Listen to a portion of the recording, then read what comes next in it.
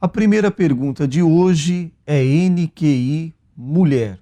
A nossa ouvinte não quer se identificar, mas ligou e deixou aqui uma pergunta para o pastor. Pastor, o que acontece se uma pessoa que teve já o novo nascimento cair no erro de novo, pastor? Queremos dizer o seguinte, que a Bíblia, no livro de Provérbios, capítulo 28, versículos 13 e 14, diz o seguinte: o que encobre as suas transgressões nunca prosperará, mas o que as confessa e deixa alcançará misericórdia. Então temos aqui essa recomendação bíblica: omitir o seu pecado e ficar na igreja da mesma forma é impróprio. Agora, confessar seus pecados a Deus e procurar viver uma vida diferente. Então nós temos aqui essa obrigação, até à luz da Bíblia. Se algum de vós que sois mais responsáveis na palavra de Deus, vir algum irmão seu pecar, encaminhai o tal com espírito de mansidão, olhando por ti mesmo. Então vamos dar margem a que a pessoa que se arrepende profundamente, ela possa ter uma nova chance de servir a Deus. Ainda da mesma consulente, pastor, ela pergunta se é pecado nós, cristãos, pintarmos o cabelo e usarmos acessórios, pastor. Bom, esses acessórios aqui não estão bem definidos, mas admito que sejam acessórios de enfeite de um cabelo.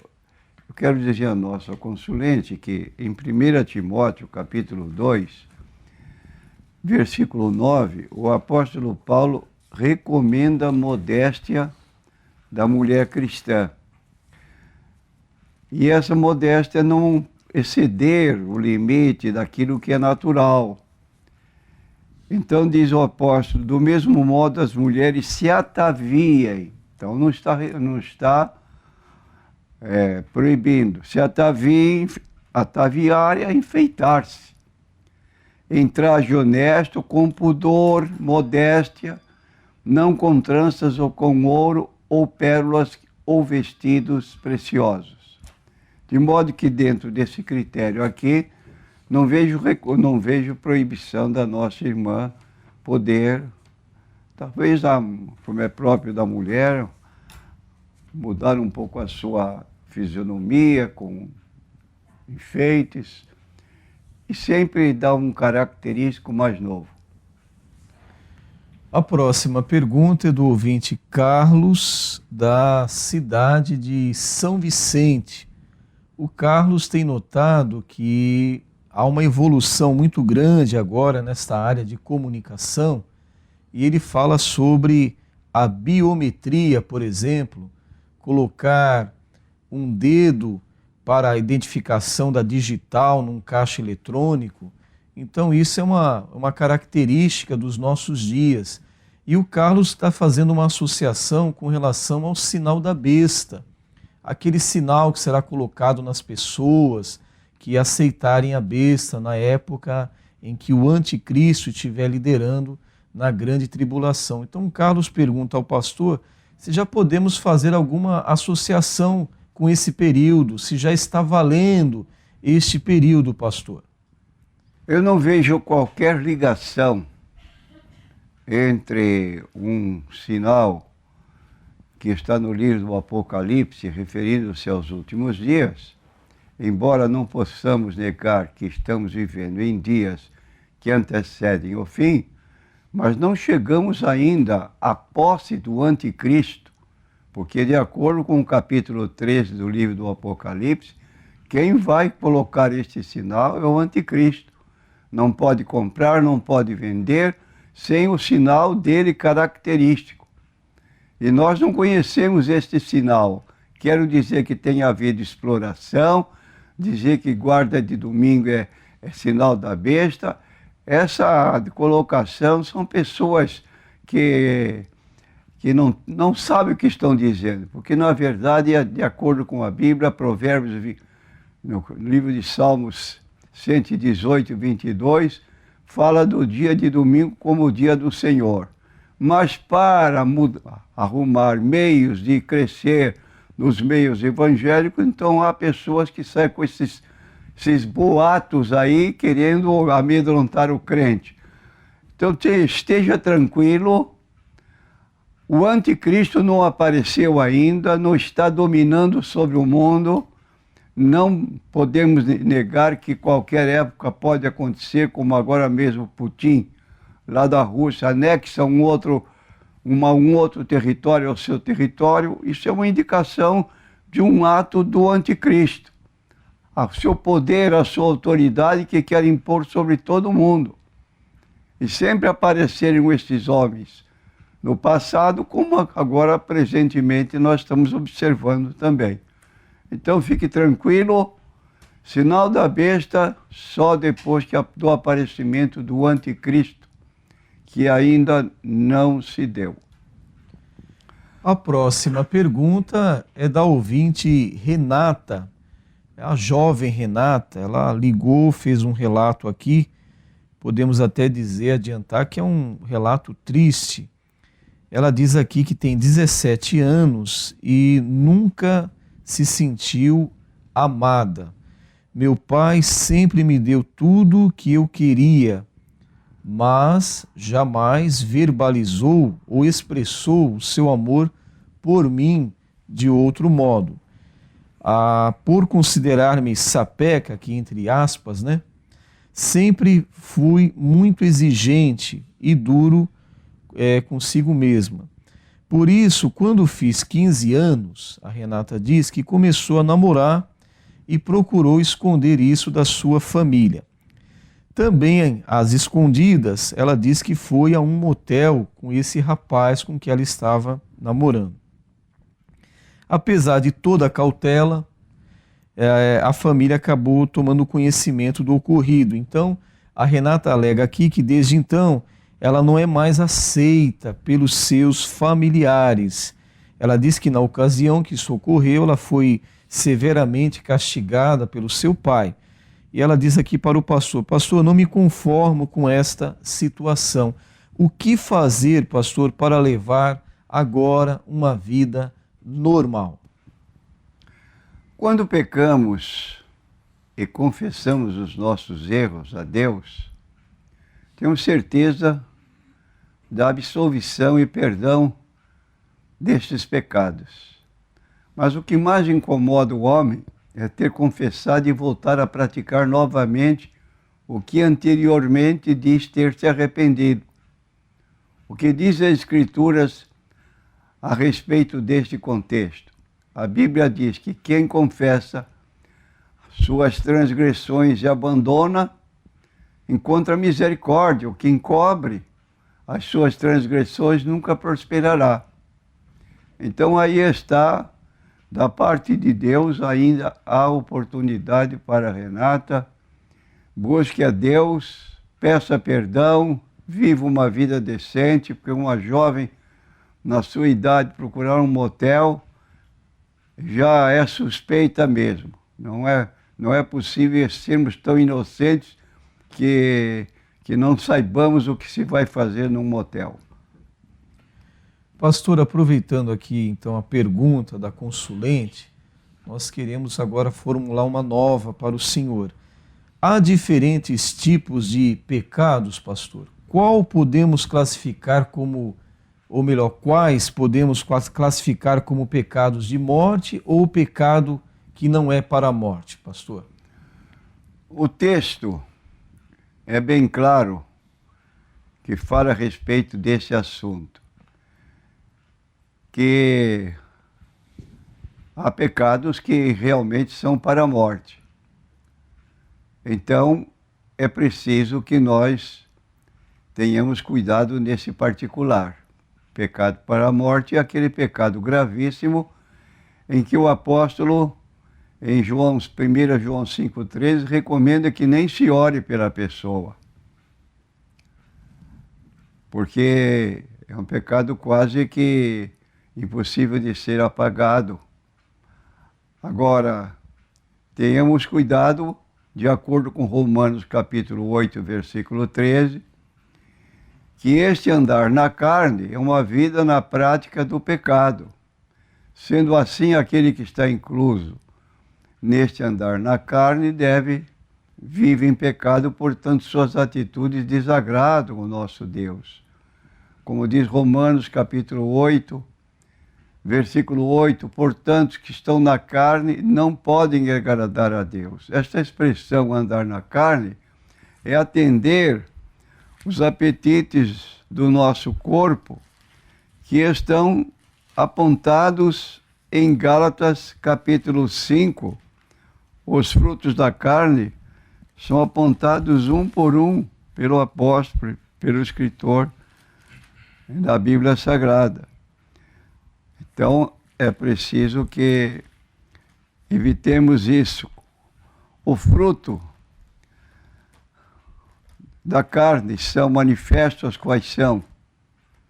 Estou lendo em Gálatas capítulo 5, versículo 19 em diante. Adultério, prostituição, impureza, lascívia, idolatria, feitiçarias, inimizades, porfias, emulações, iras, pelejas, dissensões, heresias, invejas, homicídios, bebedices, glutonarias e coisas semelhantes a estas, acerca das quais vos declaro, como já antes vos disse, que os que cometem tais coisas não herdarão o reino de Deus.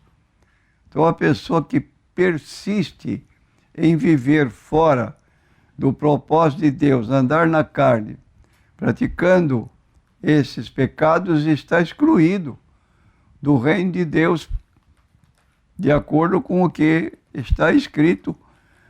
Os tais não herdarão o reino de Deus, a menos também que abandonem esses pecados e possam reconciliar-se com Deus. Pastor, há diferentes tipos de pecados? Para alguns teólogos, sim. Para outros, não. Pecado é pecado, dizem, e ponto final. Não existe pecadinho, nem pecadão. Vamos então para as Escrituras e meditar em alguns textos que falam sobre o assunto. E o primeiro é o que já mencionamos em 1 João capítulo 5, versículo 16 e 17, onde está escrito o seguinte: há pecado para a morte, e por isso não digo que ore. Toda injustiça é pecado, e há pecado que não é para a morte. Então, que pecado não seria para a morte? Vejamos o que o apóstolo Paulo diz sobre o pecado que não é para a morte. Ele diz o seguinte na sua carta aos Romanos, capítulo 7, versículo 15.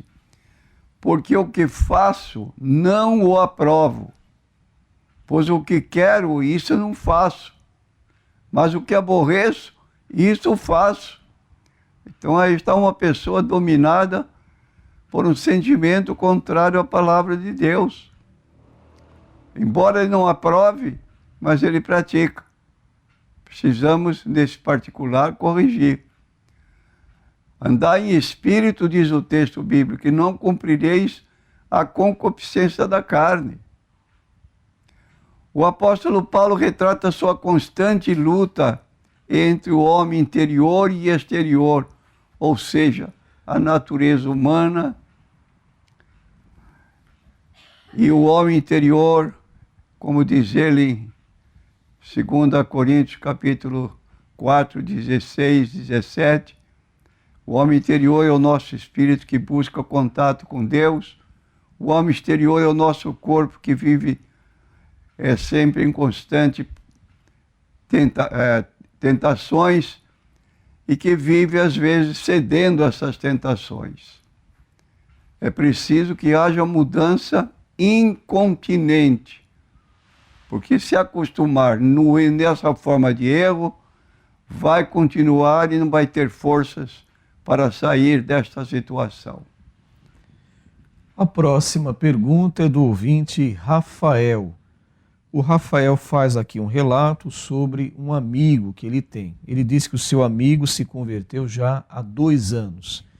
Ele vive com uma mulher e essa mulher, ela não se converteu, ela continua no espiritismo. Bom, esse amigo do Tiago, ele quer se casar para que possa então se batizar nas águas e participar da ceia do Senhor. Só que ela, esta mulher com quem ele vive, não quer se casar. E diz aqui até que está fazendo de propósito isso.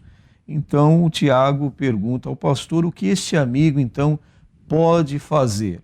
Resumindo, há 2 anos ele é convertido, mora com uma mulher que não são casados e esta mulher está no espiritismo. O amigo quer se casar, mas a mulher não quer se casar. O que dizer, pastor?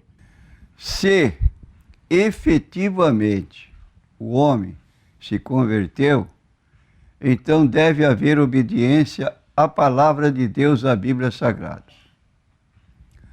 O que diz a Bíblia Sagrada para um casamento assim, que a mulher quer uma coisa, o marido é outra, não consentem em harmonizar-se? E também não deixar a religião que é contrária à própria Bíblia Sagrada. 2 Coríntios 6, 14 a 18, é um texto muito conhecido de todos. Não vos prendais a um jugo desigual com os infiéis. Porque que sociedade tem a justiça com a injustiça? Que comunhão tem a luz com as trevas? Que concórdia entre Cristo e Belial? Que parte tem o fiel com o infiel? Que consenso tem o templo de Deus com os ídolos?